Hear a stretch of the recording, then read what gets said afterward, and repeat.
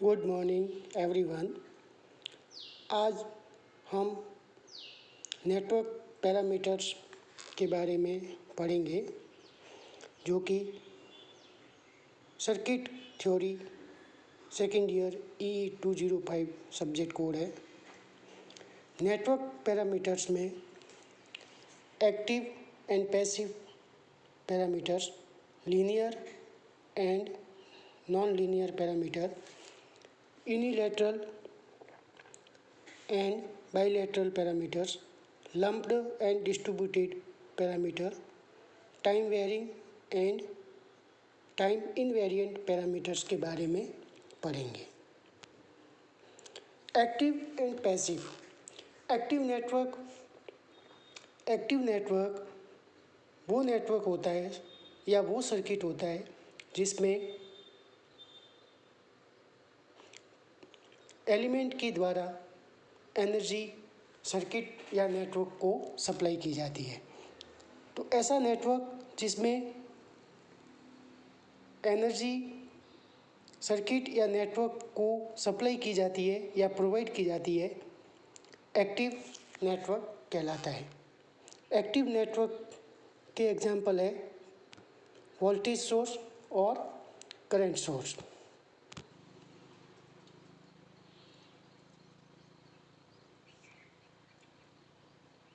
Passive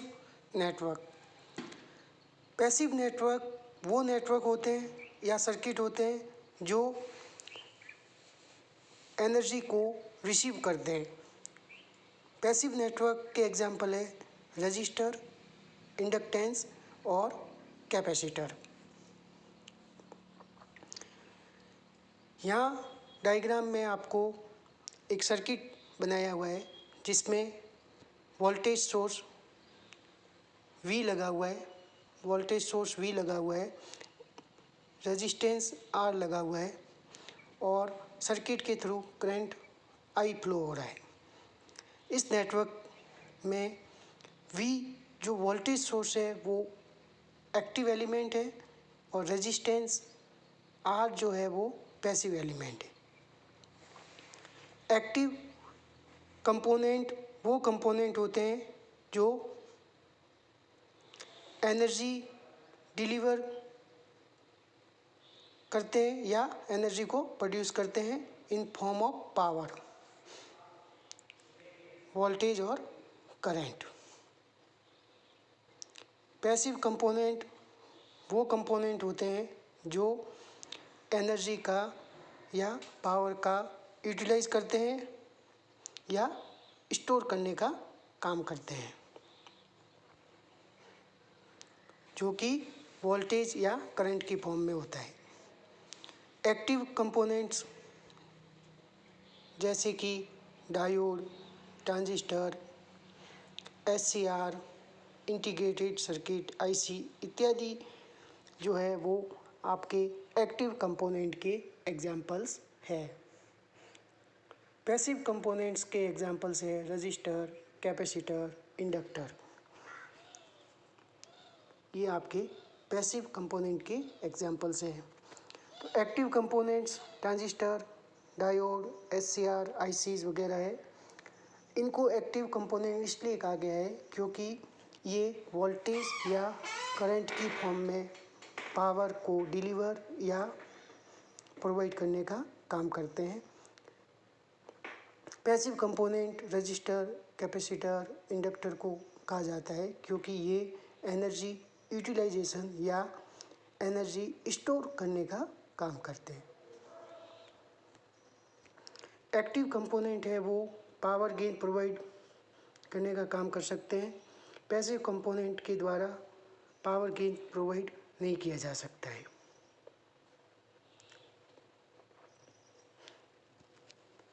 active component के द्वारा current flow को कंट्रोल किया जा सकता है।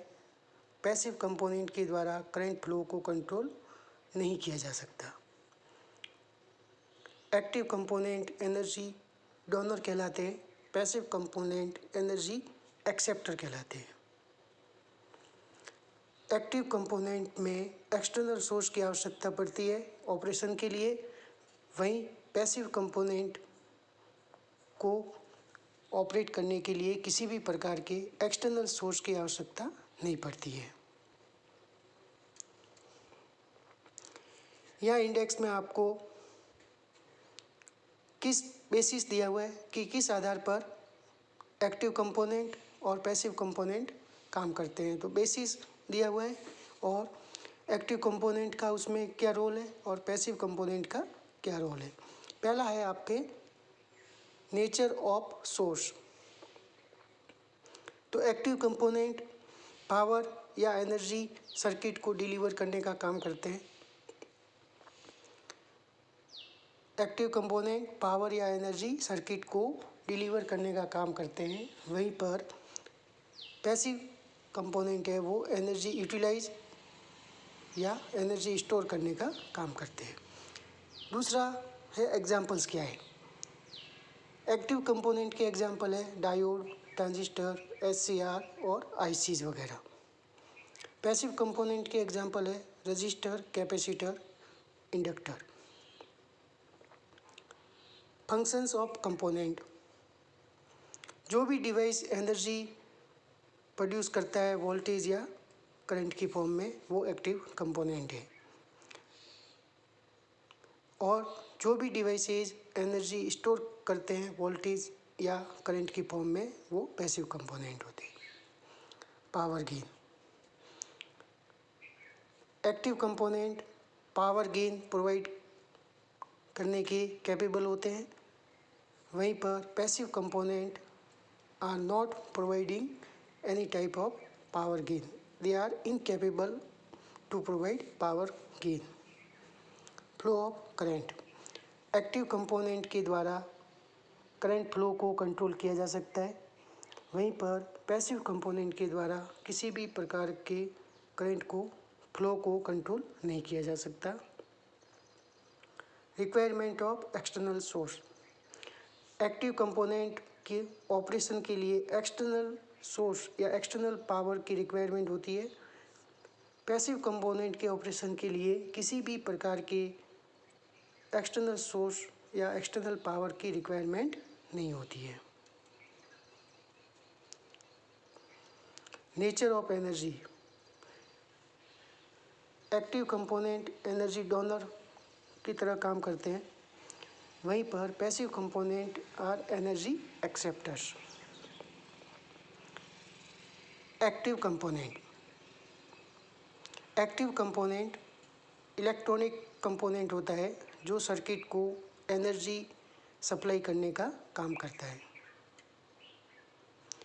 एक्टिव एलिमेंट की ये एबिलिटी होती है कि वो इलेक्ट्रॉन फ्लो को कंट्रोल करने का काम करता है। सभी इलेक्ट्रॉनिक सर्किट में कम से कम एक एक्टिव कंपोनेंट आवश्यक रूप से होता है। कॉमन एग्जांपल्स है एक्टिव कंपोनेंट कौन कौन से होते हैं, उनके कॉमन एग्जांपल्स में है वोल्टेज सोर्स एक्टिव कंपोनेंट की तरह यूज होता है। करंट सोर्स एक्टिव कंपोनेंट का एग्जांपल है। जनरेटर, डीसी या एसी जनरेटर भी एक्टिव कंपोनेंट का एग्जांपल है। सभी प्रकार के ट्रांजिस्टर, वो चाहे बीजेटी हो, bipolar junction transistor, MOSFET, metal oxide semiconductor, field effect transistor, एपीटीज field effect transistor, JFET junction field effect transistor, ये सारे ट्रांजिस्टर एक्टिव कंपोनेंट का रोल प्ले करते हैं। इसी प्रकार सभी प्रकार के डायोड जैसे zener diode, photo diode, Schottky diode, LEDs, ये सारे के सारे कंपोनेंट एक्टिव कंपोनेंट कहलाते हैं। तो एक्टिव कंपोनेंट में पहला एग्जांपल है वोल्टेज सोर्स का। वोल्टेज सोर्स एक्टिव कंपोनेंट का एग्जांपल है जब भी करंट पॉजिटिव टर्मिनल से नेगेटिव टर्मिनल की ओर सप्लाई होती है सर्किट में, तो वोल्टेज सोर्स के द्वारा करंट का सप्लाई करना सर्किट को पॉजिटिव टर्मिनल से नेगेटिव टर्मिनल की ओर इंडिकेट करता है कि वोल्टेज सोर्स एक्टिव कंपोनेंट है। इसी प्रकार बैटरी भी एक्टिव कंपोनेंट या एक्टिव एलिमेंट की तरह काम करती है, क्योंकि ये कंटिन्यूसली सर्किट को एनर्जी डिलीवर करती है जब तक कि बैटरी डिस्चार्ज नहीं होती है। तो डीसी बैटरी भी एक्टिव कंपोनेंट है और वोल्टेज सोर्स भी एक्टिव कंपोनेंट का रोल प्ले करते हैं, क्योंकि जब भी पॉजिटिव टर्मिनल से नेगेटिव टर्मिनल की ओर करंट फ्लो होता है तब ये एनर्जी सर्किट को प्रोवाइड करते हैं। इसी प्रकार करंट सोर्स को भी एक्टिव कंपोनेंट की तरह कंसीडर किया गया है। जब भी सर्किट को आइडियल सोर्स करंट सोर्स द्वारा सप्लाई प्रोवाइड की जाती है तो वो सर्किट वोल्टेज पे से इंडिपेंडेंट होती है और करंट सोर्स द्वारा फ्लो ऑफ चार्ज को सर्किट में कंट्रोल किया जाता है। तो करंट सोर्स आपका एक्टिव एलिमेंट या एक्टिव कंपोनेंट की तरह काम करता है। ट्रांजिस्टर करंट और वोल्टेज सोर्स ट्रांजिस्टर को भी एक्टिव सर्किट कंपोनेंट होते हैं, क्योंकि ट्रांजिस्टर की ये एबिलिटी होती है कि वो पावर सिग्नल को एम्पलीफाई करते हैं। एम्पलीफिकेशन और कंट्रोलिंग ऑफ चार्ज ट्रांजिस्टर की एबिलिटी होने के कारण ट्रांजिस्टर को एक्टिव कंपोनेंट में क्लासिफाई किया हुआ है। ट्रांजिस्टर को एक्टिव कंपोनेंट में इसलिए क्लासिफाई किया हुआ है क्योंकि इसके द्वारा पावर सिग्नल का एम्पलीफिकेशन किया जाता है। पैसिव कंपोनेंट वो इलेक्ट्रॉनिक कंपोनेंट होते हैं जो एनर्जी रिसीव करने का काम करते हैं, एनर्जी डिसिपेट कर सकते हैं, एनर्जी एब्जॉर्ब कर सकते हैं या इलेक्ट्रिक और मैग्नेटिक फील्ड में एनर्जी स्टोरेज का काम करते हैं। तो पैसिव कंपोनेंट एनर्जी डिसिपेट कर सकते हैं, एनर्जी एब्जॉर्ब कर सकते हैं, इलेक्ट्रिक या मैग्नेटिक फील्ड में एनर्जी स्टोरेज का काम कर सकते हैं। पैसिव कंपोनेंट या एलिमेंट्स को ऑपरेट करने के लिए किसी भी प्रकार के इलेक्ट्रिकल पावर की आवश्यकता नहीं पड़ती है। इसी प्रकार नाम पैसिव है, तो पैसिव डिवाइसेस द्वारा किसी भी प्रकार का पावर गेन या एम्पलीफिकेशन प्रोवाइड नहीं किया जाता है। पैसिव कंपोनेंट इलेक्ट्रिकल सिग्नल को एम्पलीफाई, ऑक्सीलेट या जनरेट करने का काम नहीं कर सकते हैं। पैसिव कंपोनेंट इसलिए कहलाते हैं ये क्योंकि इनके द्वारा इलेक्ट्रिकल सिग्नल को एम्पलीफाई, ऑक्सीलेट या जनरेट नहीं किया जा सकता है।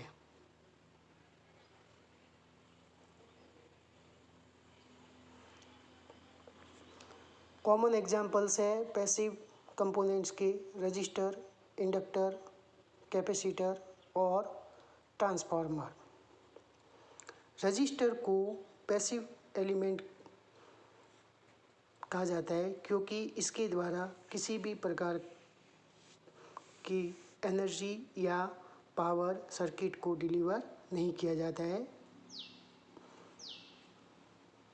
रजिस्टर के द्वारा केवल एनर्जी या पावर को रिसीव करने का काम किया जाता है, जो कि डिसिपेट या heat as long as current flow through it.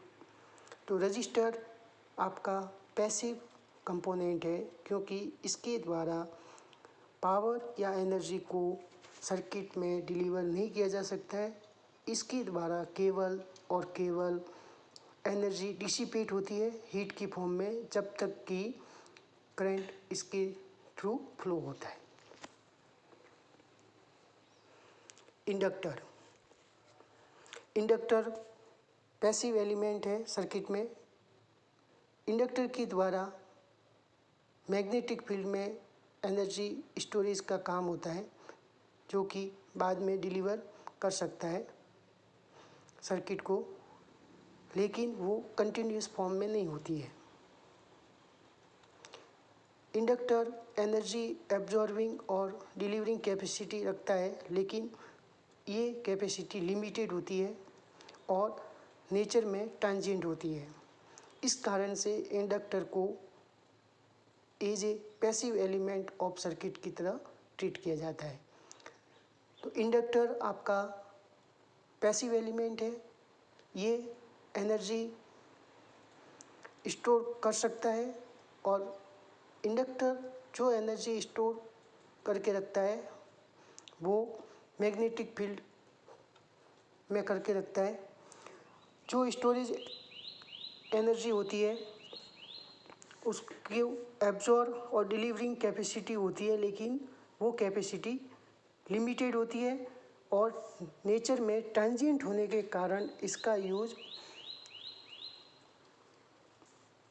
As a active component नहीं कर सकते हैं और ये एक पैसिव एलिमेंट है।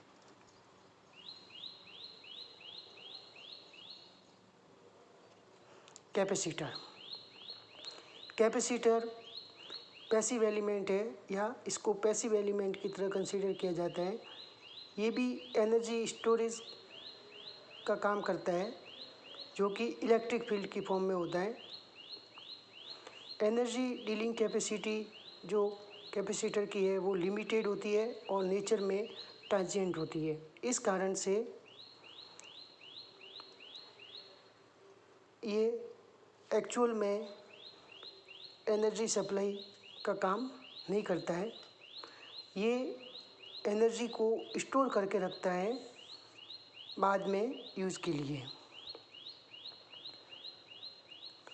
इसलिए इसको पैसिव कंपोनेंट की तरह कंसीडर किया जाता है, क्योंकि इसके द्वारा एनर्जी सप्लाई या एम्प्लीफाई नहीं की जा सकती है। कैपेसिटर के द्वारा एनर्जी सप्लाइड या एम्प्लीफाइड नहीं की जा सकती। इसमें केवल एनर्जी स्टोरेज का काम होता है, जो कि इलेक्ट्रिक फील्ड की फॉर्म में होता है, जो लेटर यूज़ के लिए ये एनर्जी को स्टोरेज का काम रखता है, लेकिन इसके द्वारा एनर्जी सप्लाई या एम्प्लीफाई नहीं की जा सकती है। इसलिए कैपेसिटर पैसिव एलिमेंट की तरह कंसीडर होता है। इसके बाद आता है अपना ट्रांसफार्मर पैसिव इलेक्ट्रॉनिक कंपोनेंट है।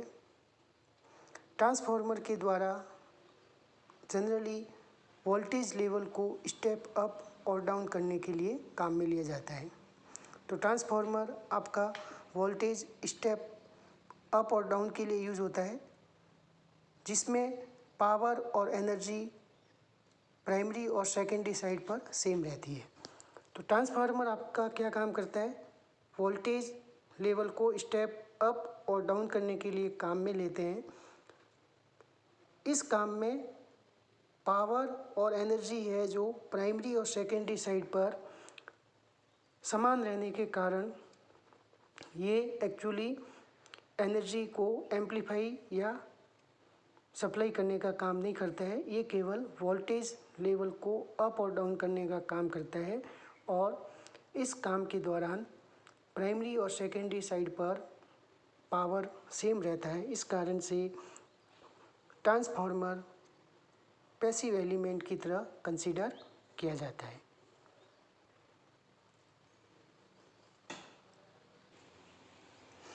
इंडिपेंडेंट सोर्सेज वो सोर्सेज होते हैं जिसमें आउटपुट वैल्यू सर्किट के पैरामीटर जैसे कि वोल्टेज या करंट पर डिपेंड नहीं करता है। इंडिपेंडेंट सोर्सेज वो सोर्सेज होते हैं जिनकी आउटपुट वैल्यू सर्किट के पैरामीटर जैसे कि वोल्टेज या करंट पर डिपेंड नहीं करते हैं। डिपेंडेंट सोर्सेज वो सोर्सेज होते हैं जिसमें आउटपुट की वैल्यू सर्किट के पैरामीटर वोल्टेज या करंट और इसके अदर पार्ट ऑफ सर्किट जो है उस पर डिपेंड करते हैं।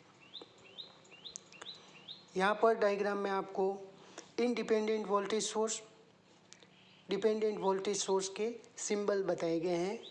इसी प्रकार इंडिपेंडेंट करंट सोर्स और डिपेंडेंट करंट सोर्स के सिंबल बताए हुए हैं। एक बार और रिपीट करेंगे। इंडिपेंडेंट वोल्टेज सोर्स वो वोल्टेज सोर्स जिसमें आउटपुट वैल्यू सर्किट के पैरामीटर जैसे कि वोल्टेज या करंट पर डिपेंड नहीं करते हैं। इंडिपेंडेंट सोर्सेज जिसमें सर्किट के आउटपुट वैल्यू जो है वो सर्किट के पैरामीटर जैसे कि वोल्टेज, करंट या अदर पार्ट ऑफ सर्किट पर डिपेंड करते हो। तो एक्टिव और पैसिव नेटवर्क। एक्टिव नेटवर्क वो नेटवर्क है जो एनर्जी सप्लाई या एनर्जी प्रोवाइड करने का काम करते हैं सर्किट को, वो एक्टिव नेटवर्क है। पैसिव नेटवर्क वो नेटवर्क है जो केवल एनर्जी डिसिपेट, एनर्जी एब्जॉर्ब या एनर्जी स्टोर का काम करते हैं। उनके द्वारा किसी भी प्रकार का इलेक्ट्रिकल सिग्नल एम्प्लीफिकेशन नहीं किया जाता है। Active component voltage source, current source, SCR, सभी प्रकार के ट्रांजिस्टर, ICs, ये सारे एक्टिव कंपोनेंट या एक्टिव एलिमेंट कहलाते हैं। पैसिव कंपोनेंट या पैसिव एलिमेंट रजिस्टर, इंडक्टर और कैपेसिटर है। नेक्स्ट जो अपना टॉपिक है linear and non linear.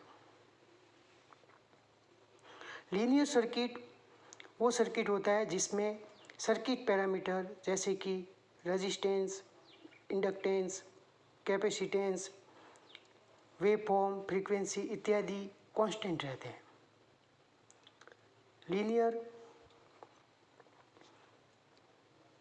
Linear circuit वो सर्किट होता है इलेक्ट्रिकल में जिसमें circuit parameter resistance, inductance, capacitance, waveform और फ्रीक्वेंसी कांस्टेंट रहती है। या ऐसे भी कह सकते हैं कि वो सर्किट जिसके पैरामीटर करंट या वोल्टेज के रेस्पेक्ट में चेंज नहीं होते हो लीनियर सर्किट कहलाता है। वो सर्किट जिसके पैरामीटर करंट या वोल्टेज के रेस्पेक्ट में चेंज नहीं होते हों लीनियर सर्किट कहलाता है। लीनियर सर्किट वोल्टेज और करंट के मध्य लीनियर कैरेक्टरिस्टिक को शो करता है। मतलब ये हुआ कि करंट सर्किट में से जो फ्लो हो रहा है वो वोल्टेज के डायरेक्टली प्रोपोर्शनल होगा। जो भी करंट सर्किट में फ्लो हो रहा है वो डायरेक्टली प्रोपोर्शनल होगा अप्लाइड वोल्टेज के। तो वो हुआ आपका linear circuit. Linear circuit, linear means जो भी सर्किट के पैरामीटर है वो करंट या वोल्टेज के रेस्पेक्ट में लीनियर रहते हैं या चेंज नहीं होते हैं। जो भी करंट फ्लो हो रहा है सर्किट में वो अप्लाइड वोल्टेज के डायरेक्टली प्रोपोर्शनल होता है।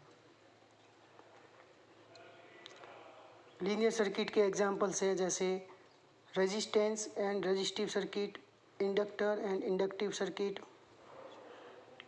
Capacitor and capacitive circuit. ये सारे एग्जांपल हैं आपके लीनियर के या लीनियर सर्किट के। यहाँ इमेज में आपको एक डायग्राम दिया हुआ है जिसमें सर्किट बना हुआ है। ये वोल्टेज सोर्स लगा हुआ है, रेजिस्टेंस लगा हुआ है और इंडक्टर लगा हुआ है और ये आपका है वोल्टेज सोर्स। यहाँ पे आपको VI कैरेक्टरिस्टिक दी हुई है वोल्टेज और करंट के मध्य जो कि प्रोपोर्शनल है। वोल्टेज और current are directly proportional to each other. जैसे कि अगर अप्लाइड वोल्टेज को इंक्रीज़ किया जाए तो करंट जो सर्किट के द्वारा फ्लो हो रहा है वो भी इंक्रीज होगा।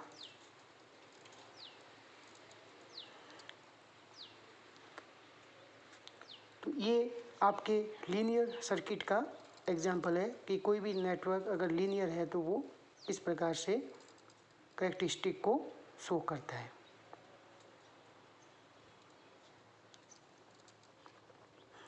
तो लीनियर सर्किट में करंट और वोल्टेज का जो ग्राफ है, जो कैरेक्टरिस्टिक है, वो स्ट्रेट लाइन शो होती है।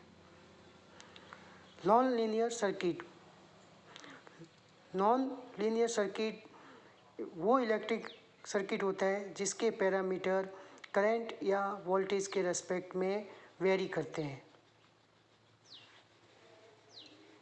या वो सर्किट, वो इलेक्ट्रिकल सर्किट जिसमें पैरामीटर जैसे resistance, inductance, capacitance, waveform, frequency आदि कांस्टेंट नहीं रहती है, वो नॉन लीनियर सर्किट कहलाता है।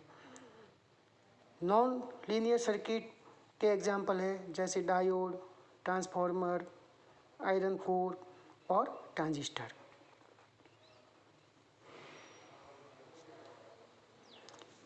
यहाँ पे डायग्राम में आपको एक सर्किट दिया हुआ है और सेकेंडली आपको वीआई कैरेक्टरिस्टिक दी हुई है। तो यहाँ पे डायोड लगा हुआ है, तो डायोड आपका जो एलिमेंट है वो नॉन लीनियर कैरेक्टरिस्टिक शो करता है, क्योंकि जब भी ये आपका वोल्टेज सोर्स कनेक्टेड है, पॉजिटिव टर्मिनल से कनेक्टेड होगा डायोड से, तब डायोड फॉरवर्ड बायस की तरह काम करेगा। तो V और I कैरेक्टरिस्टिक में आपको ग्राफ प्रोवाइड मिलेगा, करंट बढ़ेगा। लेकिन जब वोल्टेज सोर्स जो है, अगर डायोड जब रिवर्स बायस में काम करेगा तब करंट की वैल्यू 0 होगी। तो इस प्रकार डायोड यूज होने से सर्किट की जो आउटपुट वैल्यू है करंट और वोल्टेज की फॉर्म में, वो पैरामीटर पर डिपेंड कर रही है। ये जो पैरामीटर लगा हुआ है, सर्किट की वैल्यू, आउटपुट वैल्यू डायोड के फॉरवर्ड बायस या रिवर्स बायस होने से आउटपुट वैल्यू भी चेंज हो रही है, और इसमें वोल्टेज, अप्लाइड वोल्टेज और आउटपुट करंट के मध्य जो कैरेक्टरिस्टिक है वो लीनियर नहीं है, क्योंकि अप्लाइड वोल्टेज जो है वो डायरेक्टली प्रोपोर्शनल नहीं है करंट के। इस कारण से ये नॉन लीनियर एलिमेंट है, या ये नॉन लीनियर सर्किट कहलाता है। तो लीनियर का मीनिंग क्या हुआ? लीनियर का मतलब है कि आउटपुट वैल्यू जो है वो सर्किट पैरामीटर पर डिपेंड नहीं करती हो, या resistance, capacitance, inductance, waveform, frequency इत्यादि है, वो उसमें किसी प्रकार का चेंज नहीं आता हो, वो लीनियर सर्किट है। नॉन लीनियर सर्किट वो है जिसमें आउटपुट की वैल्यू इन पैरामीटर के चेंज होने से चेंज होती है। V और I के मध्य कैरेक्टरिस्टिक है वो डायरेक्टली प्रोपोर्शनल नहीं होती है, वो आपका नॉन लीनियर सर्किट होता है। Unilateral and bilateral. Unilateral element, जो भी सर्किट में करंट का कंडक्शन एक ही डायरेक्शन में होता है वो यूनिलैटरल एलिमेंट कहलाते हैं, जैसे डायोड, ट्रांजिस्टर।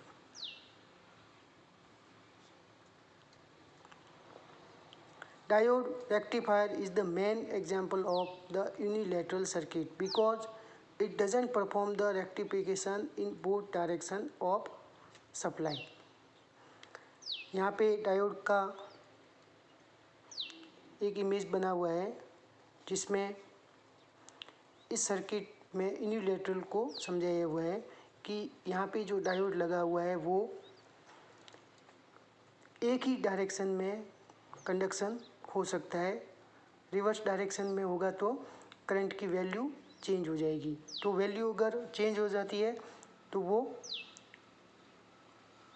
बाई डायरेक्शनल नहीं हुआ, बाईलेटरल नहीं हुआ। यूनिलैटरल मीन्स कि किसी भी एलिमेंट का कंडक्शन केवल एक डायरेक्शन में ही हो सकता है। बाईलेटरल एलिमेंट जिसमें करंट का कंडक्शन दोनों डायरेक्शन में हो सकता हो, करंट का डायरेक्शन चेंज करने पर आउटपुट पे कोई इफेक्ट ना पड़ता हो, वो बाईलेटरल एलिमेंट कहलाते हैं। उसके एग्जांपल है रेजिस्टेंस, इंडक्टेंस, कैपेसिटेंस।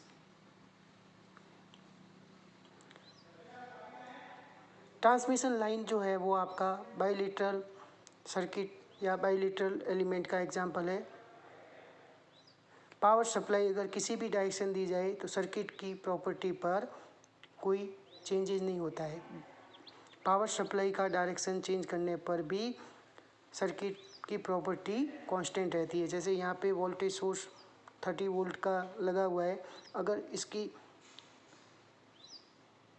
इस डायरेक्शन में करंट फ्लो है तो भी आउटपुट आपको वही मिलेगा, और अगर डायरेक्शन चेंज कर की जाए तो भी आउटपुट जो प्रॉपर्टीज़ है वो कांस्टेंट रहती है। इस कारण से ये बाईलेटरल कहलाता है। लम्प्ड एंड डिस्ट्रीब्यूटेड एलिमेंट्स या lumped and distributed parameters. Lumped element can be represented with its parameters like resistance, inductance with its total value at place। एक स्थान पर रेजिस्टेंस और इंडक्टेंस पैरामीटर्स की वैल्यू अगर मिलती है तो वो टर्म्ड होता है as a lumped element parameter. और यदि रेजिस्टेंस, इंडक्टेंस और कैपेसिटेंस को डिस्ट्रीब्यूटेड किया जाता है, उनको सेपरेटली मॉडल नहीं किया जा सकता है सिंगल पॉइंट पर, वो कहलाता है आपका network distributed parameter of the circuit. Lumped element parameters में रेजिस्टेंस, इंडक्टेंस और कैपेसिटेंस की वैल्यू को सिंगल पॉइंट पर फाइंड किया जा सकता है। डिस्ट्रीब्यूटेड एलिमेंट या पैरामीटर में रेजिस्टेंस, इंडक्टेंस या कैपेसिटेंस की वैल्यू को through out the line separate नहीं किया जा सकता है।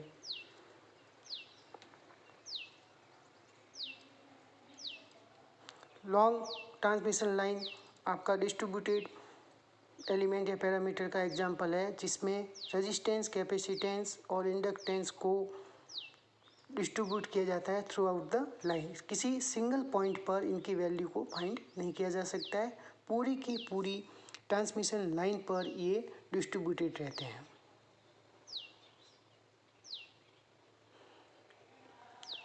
और डिस्ट्रीब्यूटेड पैरामीटर्स या element high frequency electronic circuit में यूज़ किए जाते हैं।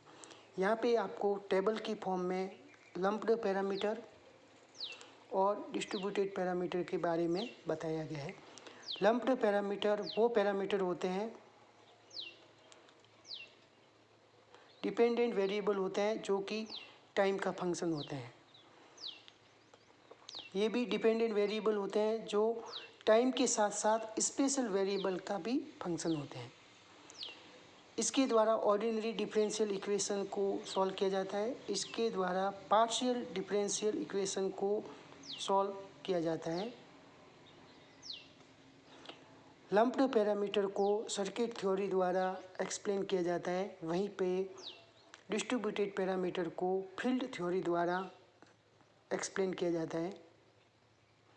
ये पैरामीटर लो फ्रीक्वेंसी पर यूज़ होते हैं और डिस्ट्रीब्यूटेड पैरामीटर हाई फ्रीक्वेंसी पर इनका यूज किया जाता है। Time varying and time invariant parameter. किसी भी सिस्टम को टाइम इनवेरिएंट सिस्टम कहते हैं यदि उसका